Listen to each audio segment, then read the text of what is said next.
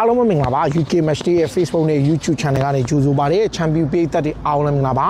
ဆိုတော့ကျွန်တော်တို့အခု Real Madrid အသင်းမှာ Federico Valverde နဲ့ပတ်သက်လို့တောက်လျှောက်အတန်ထွက်နေတယ်ဆိုတော့ Club ဘက်က Jose Mourinho ကိုင်သည်ဖြစ်စေမကိုင်သည်ဖြစ်စေကစားသမားတွေကြားမှာ attention တွေတော်တော်လေးဖြစ်တယ်ဆိုတော့ကျွန်တော်တို့ဒီဖြစ်ရဲ့ပေါ့လေ Aurelio Tchouameni နဲ့ Jose Mourinho ဒီ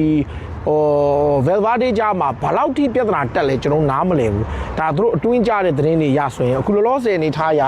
Real Madrid ကစားသမား Senior ကစားသမားအများစုက Federico Valverde ကိုအသင်းကထွက်စေချင်ကြတဲ့ဆန္ဒရှိတယ်ကစားသမားကအသင်းမှာဆက်နေခြင်းတယ် Valverde ကအသင်းမှာတေချာပေါက်ဆက်နေခြင်းတယ်သူကအသင်းတွက်ဆက်ပြီးတော့အကျိုးပြုခြင်းနဲ့ Mourinho လက်ထက်မှာဆက်ကစားခြင်းတယ်ဒါပေမဲ့ပြဿနာက Real Madrid Senior ကစားသမားတွေကဒါ Valverde ကိုထွက်စေခြင်းပြီးတော့နွေရာသီမှာအသင်းပြောင်းရွှေ့သွားဖို့သူတို့ဆန္ဒရှိနေကြတယ်ဆိုတော့ကျွန်တော်တို့နားလည်ထားတဲ့ဒီပြဿနာထက်ပိုပြီးတော့လေးနက်တဲ့ပိုပြီးကြီးမားတဲ့ပြဿနာလို့ဒါယူဆလို့ရတယ်ဆိုတော့ Valverde ကအဲ့နောက်ဆက်တွဲဖြစ်ရမှာရန်ဖြစ်ပြီးနောက်ပိုင်းမှာသူတို့ဒါလေ့ကျင့်ခွင့်မှာဘလို့အစီအစဉ်တွေဖြစ်နေလဲဆိုတဲ့အခြေအနေလဲကျွန်တော်တို့မသိရသေးဘူး Federico Valverde ကတော့အဲ့မှာဖြစ်တဲ့ injury ကြောင့်သူက concussion ပေါ့လေဥကောင်းတန်ရာပြဿနာကြောင့်သူက2ပတ်တိတိလောက်နားတော့လက်တရလာလီဂါပွဲတစ်ပွဲလောက်ပဲပါတော့မယ်ဒါဒီနေရာမှာ Madrid ကသူ့ကိုရောင်းဖို့ဆန္ဒမရှိသည့်တိုင်အောင်အခုလက်ရှိ case တွေနဲ့ force နဲ့သူတို့ထုတ်ရနိုင်ပွဲရှိတယ်ဆိုတော့အခုလောလောဆယ်မှာ Manchester City ကသဘောကျနေတယ် Federico Valverde ကိုလိုချင်တယ် Manchester United ကတော်တော်လေးသဘောကျတယ် Paris Saint-Germain ကလိုတယ်အမှန်တိုင်းပြောရင်ဗျာ Liverpool လိုအသင်းမျိုးလဲလိုအပ်တယ်ဘာကြောင့်လဲဆိုတော့Liverpool အသင်းမှာအဲ့လိုကွင်းလေကအလှုပ်လှုပ်နိုင် war rate ကောင်းပြီး energetic အပြည့်ရှိတဲ့ player တယောက်တေချာပေါက်လိုတယ်ဆိုတော့ Valverde က Liverpool အတွက်နောက် Arsenal အတွင်းတက်ရောလိုလားဆိုလိုတယ်နောက်ထပ်ကျွန်တော်တို့ Declan Rice တယောက်ထပ်ရလိုက်တာပဲRice လိုမျိုးကစားမတယောက်ထက်ရတယ်နေရာဆုံးမှာကစားနိုင်တယ်ဒါ Chelsea point of view ကကြည့်ရင်တော့ Chelsea ကအမှန်တိုင်းပြောတော့ Premier League မှာ one of the best midfield trio ကိုပိုင်ဆိုင်ထားတာဗျာ Caicedo ရှိတယ် Anzo ရှိတယ် Reach အဲ့နေရာမှာကစားလို့ရတယ်ဆိုပြီးတော့နောက်ဆုံးမှာကိုဖာမာက10မှာထားပြီး Anzo နဲ့ Caicedo ထားပြီးတော့ဒီကစားမတွေတုံဒဏ်ရာရခဲ့တယ်ဆို Chelsea က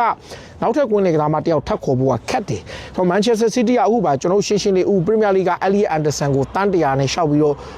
Nottingham Forest ကခေါ်နေတာတွေနောက်ဒီဘယ်လိုပြော Matheus Fernandes ကို84တန်းနေပဲတောင်းနေတဲ့ကစားသမားတွေနဲ့ရှင်ရင် quality အကွာကြီးဗျာ Real Madrid ရဲ့ captain နောက် Champions League ဖလားတွေယူဖို့တယ်လေဝေးစင်အဆင့်ရှိတယ်နောက်တစ်ခုကတူးချင်း quality ရောဂိုးသွင်းစွမ်းရည်လုံအောင် wall rate right back နေရာဆုံးကစားနိုင်တယ် Federico Valverde ကို Real Madrid က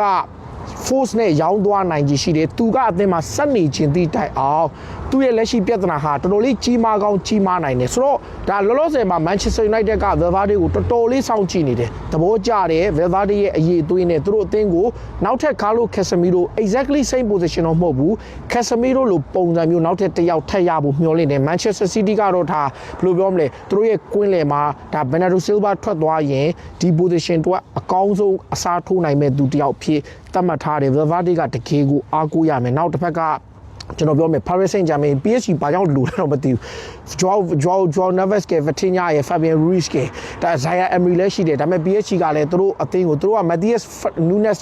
Fernandes ဆောင်သဘောကျတယ်ဆိုတော့တေးကြတယ် PSG ကနောက်ထပ်ကွင်းလေတယောက် address လုပ်ချင်တယ် Madrid ဘက်ကတကယ်လို့ Valverde ကိုသူတို့ထုတ်ဖို့ဆုံးဖြတ်ရင်ယူရိုတန်း100နဲ့တန်း120ယူရိုတန်း100ဆိုတာပေါင်84တန်းတန်း120ဆိုတော့ကျွန်တော်ထင်တော့ဒါပေါင်တန်း100ပဲတန်း100ပဲထားပါ Valverde အသက်28နှစ်လောက်ရှိမယ်ပေါင်တန်း100ဆိုတဲ့အမောက်က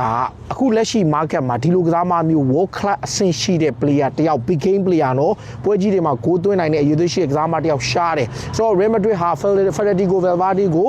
ရောင်းချသွားပွဲရှိပြီးတော့ Valverde ရဲ့အနာဂတ်မသေးကြဘဲနဲ့တန်း100ပေါင်တန်း100လောက်နဲ့ထွက်သွားနိုင်နေရှိတယ် Manchester United Manchester City Paris Saint-Germain တို့3သင်းကအဓိကဖြစ်တယ်အဲ့ထဲမှာတချို့အသင်းတွေစိတ်ဝင်စားတော့မသိဘူးလောလောဆယ်အနေထားတော့ဒီအသင်းတွေက Valverde ကိုခေါ်ယူဖို့ဆန္ဒရှိပြီး Madrid ကရောင်းချပွဲရှိပါတယ်အားလုံးကျေးဇူးတင်ပါတယ်